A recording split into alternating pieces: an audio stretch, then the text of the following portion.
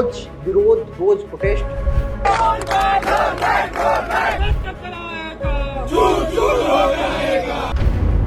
कृषि की जरूरत क्या सच में आज समाज में है?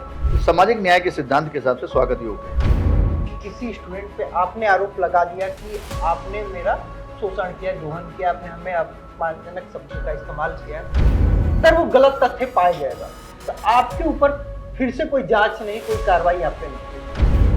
सरकार को चाहिए या यूजीसी को चाहिए कि उसमें संशोधन करके ऐसी व्यवस्था कर दे कि फॉल्स एलिगेशन किसी पे ना लगे। तो भारत का जनजी क्या है वो जाति में बताया। एक ब्राह्मण जनजी है, एक ठाकुर जनजी है, एक एससी जनजी है, एक एसटी जनजी है, एक ओबीसी जनजी है, मुसलमान अपना अलग जनजी है। 26 जनवरी पे हम सब एक होते हैं, 15 अगस्त को हम सब एक होते हैं, क्रिकेट मैच पे हम एक होते हैं। क्रिकेट मैच पे हम एक होते हैं। क्या भारत में आज कोई केंद्रीय एजेंसी, केंद्रीय संस्था है जो युवाओं को सही दिशा दे रही है?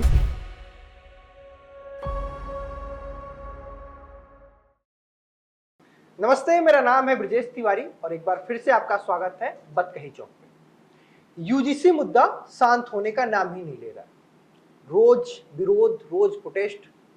तो इसी बात करने के लिए हमने सोचा किसी ऐसे व्यक्ति को बुलाया जाए जो सभी बिंदुओं पे खुल के बात कर पाए। तो हमने अर्जुन देव भारती साहब को बुला लिया है जो संविधान के बहुत अच्छे जानकार हैं। सर, बहुत बहुत स्वागत है आपका। धन्यवाद धन्यवाद। हम यूजीसी पे आते हैं। यूजीसी जिस तरीके से लाया गया उसके लाने में बात नहीं किया जाए कि क्यों आया, कैसा, वो राजनीति विषय हो जाएगा। हम छात्रों को लेके बात करते हैं कि आखिर यूजीसी की जरूरत क्या सच में आज समाज में है कि उसे बस ला दिया गया। देखिए, सामाजिक न्याय की अवधारणा भारत के संविधान में परिलक्षित होती है और बहुत सारे प्रोविजन फंडामेंटल राइट्स में उसमें रखे गए हैं। मूल मुद्दा है सामाजिक न्याय। सामाजिक न्याय की अवधारणा चाहे वर्तमान सरकार हो चाहे अतीत की सरकारें हों, सबके केंद्र में सामाजिक न्याय की अवधारणा रही है। समाज में डिस्क्रिमिनेशन या विभेद, असमानता आधारित विभेद मुख्य समस्या है भारतीय समाज की। अगर समाज में डिस्क्रिमिनेशन है तो समाज की संस्थाओं में भी उसका रिफ्लेक्शन आएगा। संस्थाएं क्योंकि एक नियम, कानून, बाइलाज से बनती हैं और बाइलाज उनको रेगुलेट करते हैं। तो अगर समाज की जो असमानता है, जो विषमताएं हैं, उनसे संस्थाओं को बचाना है तो कोई ना कोई रेगुलेशन रखना पड़ेगा, एक कोड ऑफ कंडक्ट रखना पड़ेगा। मेरे हिसाब से जो समाज की असमानता की जो अवधारणा है जो हमारे समाज में व्याप्त है, उसको दूर करने के लिए यूजीसी ने जो कदम उठाया है, सामाजिक न्याय के सिद्धांत के हिसाब से स्वागत योग्य है। लेकिन अब उसमें एक पॉलिसी की बात हो रही है कि ठीक है आपने यूजीसी लाया, बेहतर है, लेकिन उसमें एक जो नॉर्म्स है जिसमें ये जिक्र है कि किसी प्रोफेसर पे, किसी स्टूडेंट पे आपने आरोप लगा दिया कि आपने मेरा शोषण किया, दोहन किया, आपने हमें अपमानजनक शब्द का इस्तेमाल किया। अगर वो गलत तथ्य पाया जाएगा तो आपके ऊपर फिर से कोई जांच नहीं, कोई कार्रवाई आप पे नहीं होगी। आप बस रिपोर्ट फाइल कीजिए, जांच भी 2 हफ्ते के अंदर करना है। अगर आप गलत हैं तो कोई बात नहीं। तो इस तरीके से ये नहीं है कि ऐसे कोई भी आरोप लगाता रहेगा। देखिए, इस बात से मैं सहमत हूं, चाहे पीड़ित हो या उत्पीड़न करने वाला हो, किसी को भी यह आज़ादी नहीं मिलनी चाहिए कि उसका वो दुरुपयोग करे। सरकार को चाहिए या यूजीसी को चाहिए कि उसमें संशोधन करके ऐसी व्यवस्था कर दे कि फॉल्स एलिगेशन किसी पे ना लगे। अगर वास्तव में किसी के साथ गलत हुआ है उसको न्याय मिलना चाहिए। अब मैं दूसरी बात कहूँगा, आईपीसी है जो अब बीएनएस हो गई है, वो अपराध रोकने के लिए है। तमाम एफआईआर दर्ज होती हैं और एफआईआर दर्ज होने में कुछ में चार्जशीट लगती है, कुछ में एफआईआर लग जाती है। मगर एफआईआर वाले मामले में कहीं ये प्रोविजन नहीं है कि जिसने एफआईआर कराई और इसमें एफआईआर लग गई, चार्जशीट नहीं लग पाई, तो क्या उसके लिए कोई दंड का प्राविधान है? नहीं प्राविधान है। सब्जेक्ट टू इन्वेस्टिगेशन है वो चीज।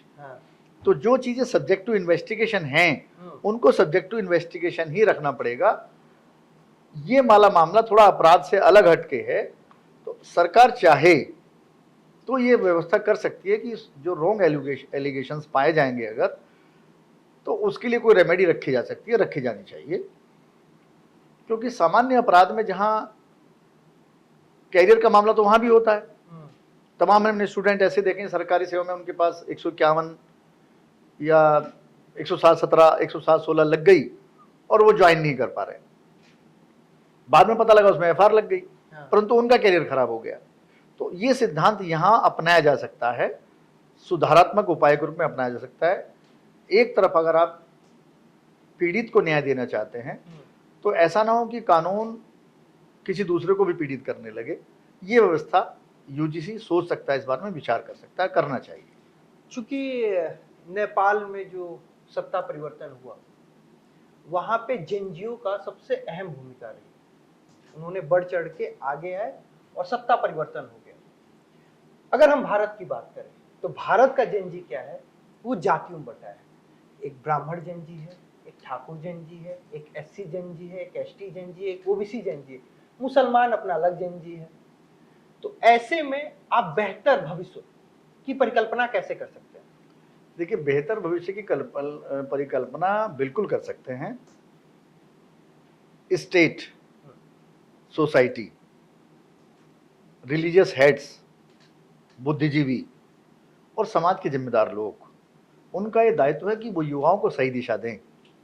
पर क्या भारत में आज कोई केंद्रीय एजेंसी, केंद्रीय संस्था है जो युवाओं को सही दिशा दे रही है? आज सारा का सारा युवा पूरी की पूरी ऊर्जा यूट्यूब पर दिखा रहा है। पूरा उस यूट्यूब में अच्छे लोग भी हैं, घृणा के चैनल भी हैं, गाली गलौज भी है, जातीय गोलबंदी भी है, धार्मिक गोलबंदी भी है। इन सारी गोलबंदियों के बावजूद युवाओं को ये बताना पड़ेगा कि आप एक हैं, आपके इंटरेस्ट कॉमन हैं, आपके हित एक हैं, आपके हित अलग अलग नहीं हैं। अगर युवाओं को ये संदेश जाएगा तो मैं समझता हूँ, अभी तो हम पॉलिटिकल आइडियोलॉजी की वजह से आपस में डिवाइड हैं, ऐसी भी परिस्थिति आती है कि हम एक हो जाते हैं। 26 जनवरी पे हम सब एक होते हैं, 15 अगस्त को हम सब एक होते हैं, क्रिकेट मैच पे हम एक होते हैं। क्रिकेट मैच पे हम एक होते हैं। इस अवधारणा को जो अभी ओकेजनल है, इसको नेशनल बना के सोसाइटी में स्प्रेड करना पड़ेगा कि ये ओकेजनल नहीं है, यूनिटी इन डाइवर्सिटी का कंसेप्ट ओकेजनल कंसेप्ट नहीं होना चाहिए, एवरीडे का कंसेप्ट होना चाहिए। और इसके लिए सरकारों को, बुद्धिजीवियों को काम करना पड़ेगा और युवाओं को ये बात समझाना पड़ेगी कि एक दिन पाकिस्तान के खिलाफ मैच जीत जाने से आप राष्ट्रवादी नहीं हो जाते हैं। आप 15 अगस्त से 26 जनवरी पे आप झंडा फहरा देने से, बाइकों पर जुलूस निकाल देने से आप राष्ट्रवादी नहीं होंगे। आप राष्ट्रवादी तब होंगे आप जब आप बाइक पे चल रहे हैं और एक आदमी पैदल चल रहा है, उस पैदल चलने वाले का भी उतना ही अधिकार है जितना आपका है। उसके फंडामेंटल राइट की भी आप रेस्पेक्ट करें, उसको भी आम नागरिक माने। उस पर जातीय आधार पर, सामाजिक आधार पर, नस्लीय आधार पर या लिंग भेद के आधार पर अगर कोई भी आप गलत बात करते हैं, टिप्पणी करते हैं, तो वो गलत बात है। आज हम देखते हैं कि महिलाओं के प्रति लोग खुलेआम यूट्यूब चैनलों पे, वैसे हम कहते हैं कि यत्र नार्यन्ते पूजन्ते रमन्ते तत्र देवता, और वो अवधारणा एक दिन के लिए लागू होती है, नवरात्रों में दिखती है, बाकी दिनों वो गायब हो जाती है। जितनी चीजें हमारी ओकेजनल हैं उनको डेली लाइफ में स्प्रेड आउट करना पड़ेगा। जब वो स्प्रेड होंगी तो समाज के व्यवहार का अंग बनेंगी, ओकेजन नहीं। उसकी शुरुआत तो घर से, कॉलेज से, स्कूल से। बिल्कुल बिल्कुल, क्योंकि स्कूल पहली स्टेज है। माता जैसे पहली टीचर है संस्कार देने वाली, उसके बाद दूसरा नंबर टीचर का है, संस्था का है, स्कूल का है। स्कूलों का बहुत बड़ा योगदान है। अगर स्कूलों में ही डिस्क्रिमिनेशन होने लगेगा, जो शिक्षा के केंद्र हैं, तो डेफिनेटली वो फ्यूचर में जिस भी संस्था में व्यक्ति जाएगा उसी एहसास के साथ जाएगा, उसी कॉम्प्लेक्स के साथ जाएगा। तो यही सर सवाल है कि अगर वहीं पे उनको पता चल जाए कि अब यूजीसी जैसा एक चीज है जिसमें जातियों में बट गए हैं, फला व्यक्ति के नाम के बाद ये है, ये इस जाति का है, तो ये इस जाति के व्यक्ति कैसे, तो वहां पे सर वहीं पे समाज फिर बढ़ जाएगा। मेरा कहना ये है कि भारत में आईपीसी है, उसका लोग इस्तेमाल करते हैं अपने मौलिक अधिकार के लिए, अपने जीवन के सारे अधिकारों के लिए, हिंसा के खिलाफ। महिलाओं के कानून है, नया कानून पोक्सो आ गया, विशाखा गाइडलाइन है वर्क प्लेस पे महिलाओं की सुरक्षा के लिए, दूसरे कानून है, मानवाधिकार आयोग का कानून है। भारतीय समाज इस कानून को इतनी साधारणता से क्यों नहीं ग्रहण कर पा रहा है, ये सोचने वाली बात है। हमने सारे कानूनों को स्वीकार कर लिया, उनका स्वागत किया, इस कानून पे इतनी प्रतिक्रिया का रीजन क्या है? इस बात को समझना पड़ेगा। अगर वो वैलिड रीजन है तो सरकार उस पर दोबारा विचार करे, चिंतन मनन करे, उनकी भी बात सुने। सुप्रीम कोर्ट ने पहल किया इस बात का, बिल्कुल, उन्होंने कहा कि दलित संगठनों को बुलाए। हाँ। और दूसरी बात, पहले ये देख ले कि समाज में डिस्क्रिमिनेशन की कितनी घटनाओं से अखबार रोज रंगे रहते हैं। दलित दूल्हे को घोड़े पर नहीं चढ़ने दिया गया, मंदिर में प्रवेश नहीं करने दिया गया, पूजा नहीं करने दी गई, किसी को धार्मिक अनुष्ठान नहीं करने दिया गया, उसकी चोटी काट ली गई। समाज में ये घट रहा है ना, तो अगर ये समाज में घट रहा है, उसके साथ आईपीसी डील कर रही है, अगर संस्थाओं में घट रहा है, शिक्षण संस्थाओं में घट रहा है, तो उसको डील करने के लिए भी कोई कानून तो आज नहीं तो कल आपको लाना पड़ेगा। क्यों? संस्थाओं में महिलाओं के लिए कानून है, विशाखा गाइडलाइन है, वही तो अंकुश लग सके, बिल्कुल उसकी व्यवस्था करनी होगी। बिल्कुल है।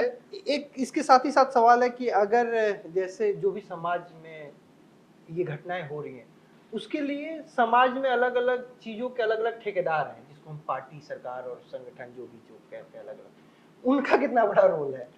देखिए, वो पॉलिटिकल, ये जो पोलराइजेशन है, ये पोलराइजेशन का जो आधार होता है वो सामाजिक मुद्दे नहीं होते, वो वोट बैंक होता है।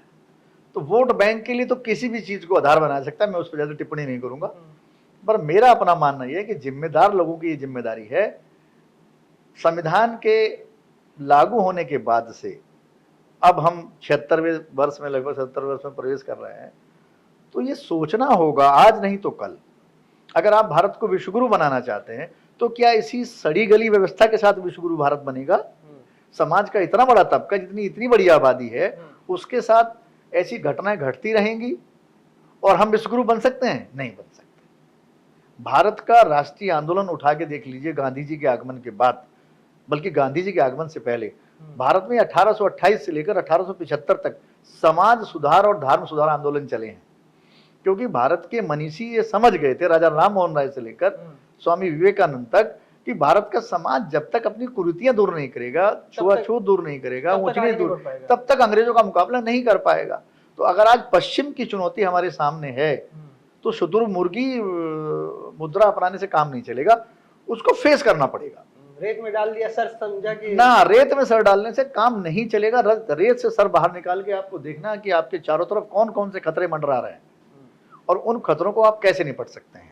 तो एक तरफ आप कह रहे हैं कि हमें मजबूत बनाना है समाज को धर्म के आधार पर, दूसरी तरफ उसी समाज का एक आदमी अगर शिकायत कर रहा है, इसमें क्या आपत्ति आ गई? उसको बुला के सुन लीजिए उसकी बात कि आप हमारे समाज के हैं। अगर आपको गर्व होता है कि गर्व से कहो हम तो फिर शर्म क्यों होती है? ठीक है, शर्म भी दूर करने का प्रयास आपको करना चाहिए। गर्व में जो शर्म के अंश हैं उनको दूर करने का प्रयास क्यों नहीं करते आप? सही बात है। ये नारा कोई ऐसा नारा है कि नहीं कि आप विदेश में जाके लगा देंगे लोग मान लेंगे उसको। भारत में जब आप ये नारा लगाएंगे कि गर्व से कहो जी, तो जब आप कहेंगे गर्व से कहो, तो जिसको शर्म आ रही है, जिसको आप शर्मिंदा करते हैं कि आप फला जाति के हो, वो गर्व से कैसे कहेगा? समाज को चिंतन करना पड़ेगा कि अगर हम ये कह रहे हैं कि गर्व से कहो हम हिंदू हैं, तो ये गर्व का विस्तार, पर्कुलेशन नीचे तक जाना चाहिए। इसकी बीज नीचे भी रोकनी पड़ेगी। शेड्यूल कास्ट के लोग भी गर्व से कहें, अनुसूचित जाति के लोग भी गर्व से कहें, पिछड़े लोग भी गर्व से कहें। अगर आप शर्म के प्रतीक उनके माथे पे चिपका रहे हैं तो केवल आप कह पाएंगे कि गर्व से कहो हम हिंदू हैं, वो आपसे दूर होते चले जाएंगे। ये पद्धति आपको आज नहीं तो कल, यूजीसी का विरोध आप कर लीजिए, कोई बात नहीं, आपको अधिकार है, फंडामेंटल राइट है सबके पास प्रोटेस्ट करने का। मगर अगर आप दोगला रवैया अपनाएंगे, अपने लिए आप गर्व का इस्तेमाल करेंगे, दूसरों की शर्म को आप आइडेंटिटी के साथ जोड़ देंगे, तो वो समाज आपसे दूर हो जाएगा, हट जाएगा आपसे, और उस पर आपका कोई नियंत्रण नहीं है। अगर आप पे नियंत्रण नहीं है तो फिर उन पे भी नियंत्रण नहीं है। देश में अलगाव, विलगाव, विभेदीकरण की बयार को फिर आप रोक नहीं पाएंगे। वो लोग आपसे साइकोलॉजिकली दूर हो जाएंगे, सामाजिक रूप से दूर हो जाएंगे, सांस्कृतिक रूप से दूर हो जाएंगे, और उसकी रेमेडी आपके पास नहीं है।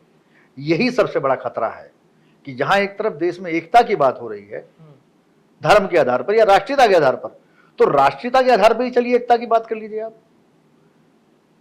वन नेशन, वन सिटीजनशिप, तो क्या देश की आधी आबादी को या 70% आबादी को या 50% आबादी को, जितना भी प्रोपोर्शन उसका है, उसको आप शर्म के प्रतीकों के साथ जोड़ते रहेंगे, उनको नीचा दिखाते रहेंगे, अपमानित करने की विधियां निकालते रहेंगे। अगर वो अपने फंडामेंटल राइट के लिए कोई बात कहते हैं, बजाय उनको बुला के समझने के, आप उस पर एडामेंट हो जाएंगे, हिंसक हो जाएंगे, वायलेंट हो जाएंगे। तो हम क्या, कौन सा, हम बनाना रिपब्लिक बनने जा रहे हैं? क्या होने जा रहे हैं हम लोग? ये हमें सुनिश्चित करना और या विश्वगुरु बनना है कि नहीं बनना है, ये सरकारों को सुनिश्चित करना। एक परिवार में अगर 4 भाई हैं, एक भाई अगर मुंबई जाके करोड़पति बन जाए और 3 भाई वहीं गांव में पड़े मजदूरी करते रहें, तो वो अपने कहीं डींगे मार पाएगा कि मैं विश्वगुरु हूं, मैं इतना बड़ा करोड़पति हो गया हूं? लोग कहेंगे अपने भाई को तो देखो उसकी क्या हालत है। आपका जड़ आज भी नीचे है। आपकी जड़ आपकी बिल्कुल वही है। तो या तो आप कह दीजिए कि साहब ये हमारा अंग नहीं है, हमारे अंश नहीं है ये। अगर आप कह रहे हैं कि नहीं, पूरी बयार चल रही है देश में कि सब एक रिलीजन के फोल्ड में है, तो जो सब एक रिलीजन के फोल्ड में है तो उनको रेस्पेक्ट देनी पड़ेगी। वो तो उधर वाले को भी कहते हैं कि वो भी कल तक हमारे थे और जो आज हमारे हैं। अपने व्यवहार तो करिए, आप कहिए किसी को हमारे हैं, कोई दिक्कत नहीं है, मगर हमारे का व्यवहार तो करिए। तो आपके घर में शादी है, हमारा वाला बाहर खड़ा है, आपने बुलाया नहीं उसको, खाना नहीं दे रहे हैं, आप उसको बुला नहीं रहे हैं, इनवाइट नहीं कर रहे हैं, आपके किसी कार्यक्रम में वो शामिल नहीं हो रहा है। अगर हो गया, आप उसको अपमानित करके बाहर निकाल दे रहे हैं। और अखबारों में रोज खबरें छपती हैं और हम कह रहे हैं कि आप कह रहे हैं हम विश्वगुरु बनने जा रहे हैं। कैसे विश्वगुरु बनेंगे? ये दोगलापन भारतीय समाज को दूर करना पड़ेगा। अगर आप किसी समाज के साथ सांस्कृतिक, सामाजिक और धार्मिक एकता स्थापित करते हैं तो सारे अवसरों पर वो धार्मिक व्यवहार आपको करना पड़ेगा, सामाजिक व्यवहार करना पड़ेगा, सांस्कृतिक व्यवहार करना पड़ेगा। नहीं तो सांस्कृतिक विलगाव समाज में बढ़ता चले जाएगा। और जितना आप ये जो कॉस्मेटिक एफर्ट कर रहे हैं, ये कॉस्मेटिक एफर्ट वैसे ही होगा जैसे आपने किसी कूड़े के ढेर पर मखमल बिछा दी हो। जैसे ही मखमल हटेगी, समाज की गंदगी आपको साफ साफ दिखाई दे जाएगी और ये जो विद्रूप है ये सामने आ जाएगा और आपका कोई तर्क चल नहीं पाएगा। क्योंकि समाज में जो व्यवहार में प्रैक्टिकली होता है वो देखा जाता है, डबल स्टैंडर्ड नहीं चल पाएंगे। तो समाज के जिम्मेदार लोगों को ये सोचना पड़ेगा कि जो हजारों साल से आपका धर्म त्यागे बगैर, संस्कृति त्यागे बगैर आपके साथ कंधे से कंधा मिलाकर आपकी जिम्मेदारी है रह रहे हैं, नहीं तो क्या आप चाहते हैं कि वो लोग फिर से कोई अभियान चला दें? सही बात है, पहले भी चल चुका है, पहले भी चल चुका है। तो फिर आप उसको, आप जिम्मेदार हैं उसके लिए, उनको इंस्टिगेट कर रहे हैं आप कि वो बार बार उनको छेड़ रहे हैं कि वो दूसरा रास्ता इख्तियार करें। और वो गाना भी हमें छेड़ो ना हम सताए हुए हैं। जी जी जी। तो मेरा यही सुझाव है कि जिम्मेदार समाज को ये बात सोचनी चाहिए, चिंतकों को, बुद्धिजीवियों को, कि अगर आपको समाज में एकता स्थापित करनी है, परिवार में एकता स्थापित करनी है, तो सारे भाइयों को बराबर का सम्मान, बराबर का व्यवहार करना पड़ेगा, तभी देश हमारा विश्वगुरु बनेगा। धन्यवाद। तो विश्वगुरु कैसे बनेगा? समाज को एक साथ होके चलना होगा, कदम से कदम और कंधे से कंधा मिला के। तो आज हमारे साथ बतकही चौक पे बतौर मेहमान अर्जुन देव भारती साहब थे, जिन्होंने यूजीसी के बैकग्राउंड में क्या क्या है बहुत ही बारीकी से समझा है। आपको ये पूरा वीडियो कैसा लगा मैं कमेंट करके बताइएगा, और बतकही चौक को सब्सक्राइब नहीं किया तो this video is sponsored by Ram group of companies, cosponsored by nature house and Bhaiya ji silver coated इलायची।